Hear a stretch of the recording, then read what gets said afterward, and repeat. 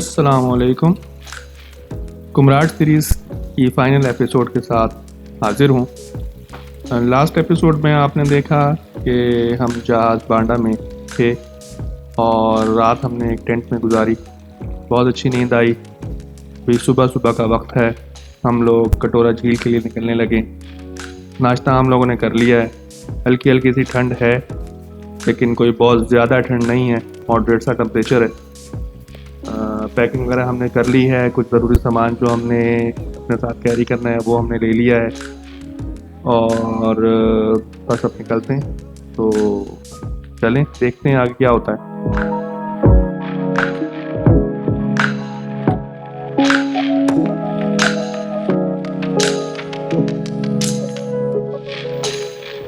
वैसे तो mountain trekking normally एक जैसी ही होती है, लेकिन कटोरा की ट्रैकिंग थोड़ी मुख्तलिफ है। यहाँ की वाइब्स ही कुछ अलग हैं। यहाँ ग्रीनरी बहुत ज़्यादा है। थोड़ा आगे जाके पथरीला रास्ता शुरू हो जाता है, रॉक क्लाइंबिंग है। इसके अलावा बिल्कुल साथ साथ जो है वो नदी बह रही होती है। और ट्रेन जो है यहाँ का थोड़ा मॉडरेट टू डिफ़िकल्ट है, या मॉडरेट टू एक्सपर्ट आप कह सकते हैं। बिगनर लेवल के लिए नहीं है। वो लोग जा सकते हैं यहाँ पर जिन्होंने पहले कुछ ट्रैकिंग की हो, जिनको आइडिया हो कि माउंटेन ट्रैकिंग किस तरह कर सकते हैं। अब चूंकि हम लोग पहली दफ़ा कटोरा की तरफ जा रहे थे, तो हम लोगों ने डिसाइड किया कि एक गाइड ले लेते हैं। इसी सिलसिले में हम जो है वो करीबी हट्स में गए। वहाँ पर गाइड से पूछा तो वहाँ से हमें पता लगा कि वापसी पर जो है वो आ रहे होते हैं, या वहाँ रास्ते में आपको काफ़ी मिल जाएंगे गाइड्स। तो हम लोगों ने डिसाइड यही किया कि हम लोग फिर आगे की तरफ चलते हैं, और अगर रास्ते में हमें कोई गाइड नज़र आता है तो उससे फिर डील वगैरह कर लेंगे।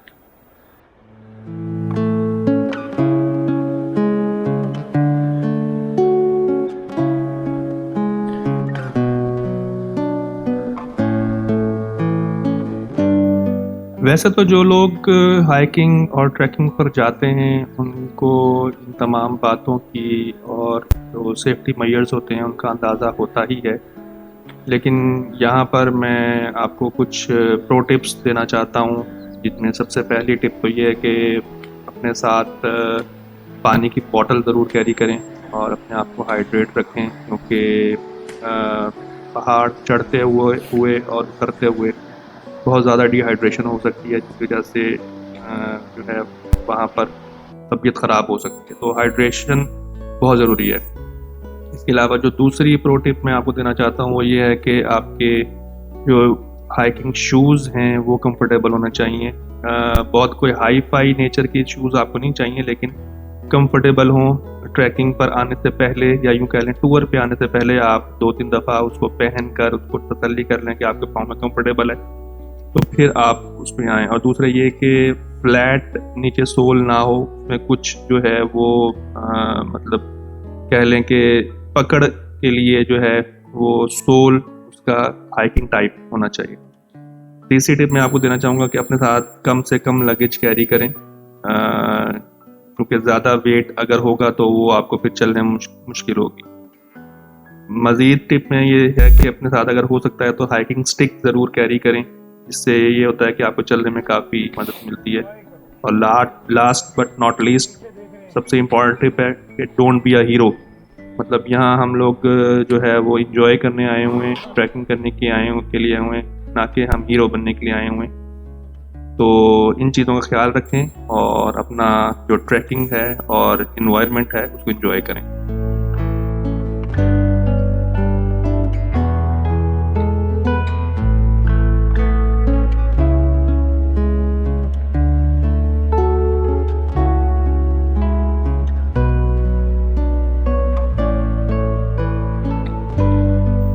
एक और इम्पॉर्टेंट चीज़ जो मुझे पहले बतानी चाहिए थी, वो ये कि यहाँ ट्रैकिंग पर आने से पहले, या मतलब वैसे भी, आपकी फ़िटनेस लेवल अच्छा होना चाहिए।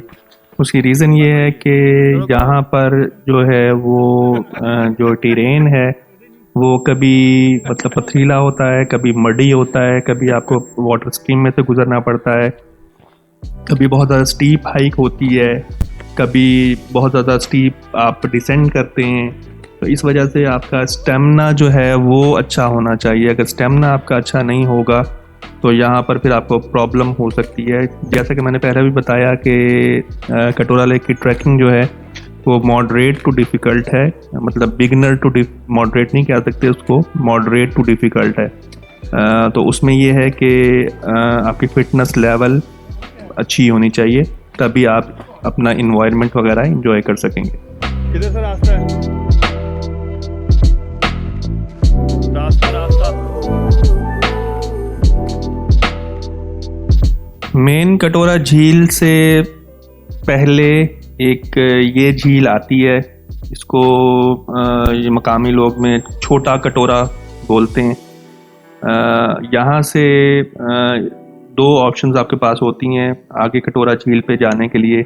एक ऑप्शन तो ये होती है कि आप बोट में दूसरी तरफ चले जाते हैं और वहाँ से फिर आप हाइक दोबारा स्टार्ट करते हैं, जबकि दूसरी ऑप्शन ये होती है कि यहाँ से ही आप बोट नहीं लेते हैं और जहाँ से पहले आप आ रहे होते हैं वहीं से सीधा आप चले जाते हैं पहाड़ के ऊपर से, तो वो ऑप्शन होती है। लेकिन मैं रिकमेंड यही करता हूँ कि बोट ले ली जाए, तो सही होता है कि तकरीबन 2 से ढाई घंटे की ट्रैकिंग आपकी बच जाती है। दूसरे ये कि आप बोट में एक तो बोटिंग का एक अपना एक्सपीरियंस डिफरेंट है, फिर आप लेक में बोटिंग कर रहे होते हैं, इसके अलावा फिर आप कुछ रिलैक्स कर लेते हैं, जिसकी वजह से जो है वो आपका जो अगला सफ़र है वो आसान हो सकता है।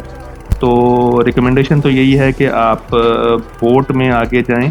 ये यहाँ 200 रुपीज़ पर पर्सन ये चार्ज करते हैं और यहाँ का एक्सपीरियंस जो है बोटिंग का बहुत अच्छा है।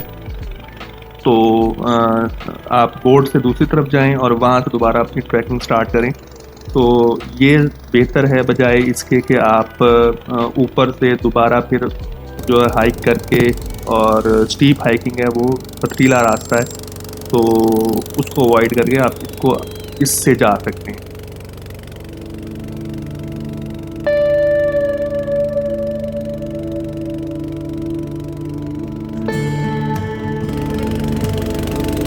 इधर छोड़ी नहीं होनी किसी ने, छोड़ दी जल्दी हो गया। नहीं क्राउड छोड़ो यार, हो जाएगी। जेंटल वाटर भी जाता है लेकिन मैं डाल सकता हूं इसका नाम ये वाला 15 मिनट की बोट राइड के बाद आपको कश्ती वाला दूसरी तरफ उतार देता है, वहाँ से आप अपनी हाइकिंग दोबारा स्टार्ट करते हो। अब ये जो हाइकिंग का पैच है ये काफ़ी ज़्यादा स्टीप है और काफ़ी ज़्यादा डेंजरस है। इसमें ये कि आप तकरीबन मेरे हिसाब से 35 से 40 डिग्रीज़ के ऊपर आप ऊपर हाइक कर रहे होते हो और बहुत ज़्यादा डेंजरस है। जिस वक्त हम लोग जा रहे थे उस वक्त यहाँ पर थोड़ी बर्फ़ भी पड़ी हुई थी और जो हाइट है इसकी वो बहुत ज़्यादा है, तो इस वजह से जो है थोड़ा एहतियात की ज़रूरत होती है।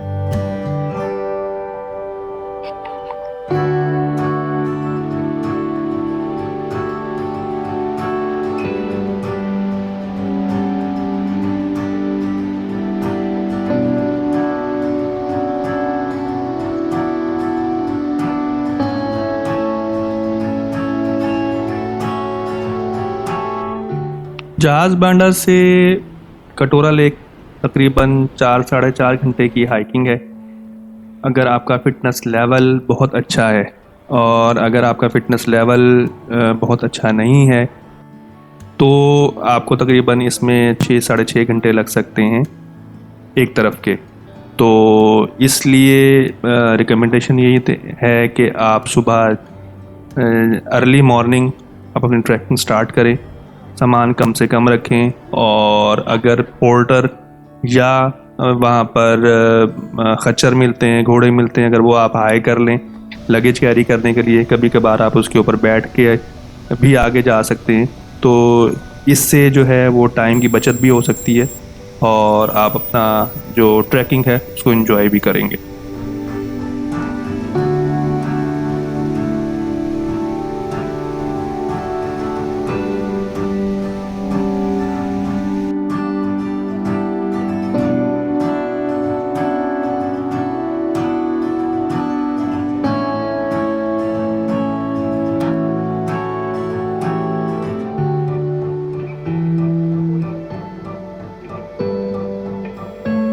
मेरी फिटनेस लेवल इतनी बुरी नहीं है लेकिन आपको मेरी शक्ल देख के अंदाज़ा हो ही रहा होगा कि इस वक्त क्या हालात हैं। हम ऑलमोस्ट पहुंचने वाले हैं कटोरा लेक पर। इससे पहले एक ये काफ़ी खूबसूरत रॉक्स फॉर्मेशन है जहाँ पर पानी का फ्लो बहुत अच्छा है। तो वहाँ पर कुछ देर के लिए हम लोग रुके थे।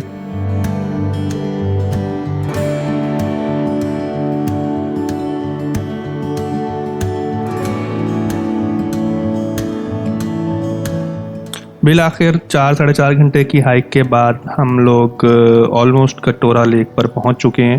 कटोरा लेक के बिल्कुल करीब ये एक बिल्कुल स्ट्रेट ऊपर की तरफ हाइक है। इसका एंगल ऑलमोस्ट 60 to 70 डिग्रीज़ है। बिल्कुल स्ट्रेट हाइक है, बहुत डेंजरस है। इसके बाद ये आपको यहाँ से इसका स्पिलवे का रास्ता नज़र आ रहा है। ये सामने इसका जो है वो स्पिलवे है और यहाँ से बिल्कुल आगे जाके फिर जो है वो कटोरा लेक का मंजर वो नज़र आता है। तो यहाँ पर हम लोगों की हाइक जो है ऑलमोस्ट ख़त्म हो जाती है। उसके बाद फिर आगे कटोरा लेक शुरू हो जाती है।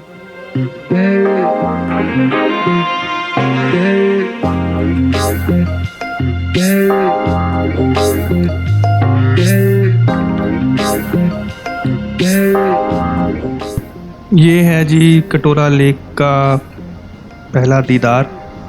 इसको कटोरा लेक इसलिए भी बोलते हैं कि ये एक कटोरा की मानिंद मतलब झील है जिसके चारों तरफ पहाड़ हैं और दरमियान में ये झील है। हम लोग अटखेलियाँ करते फिरते पड़ते आखिरकार पहुँच ही गए।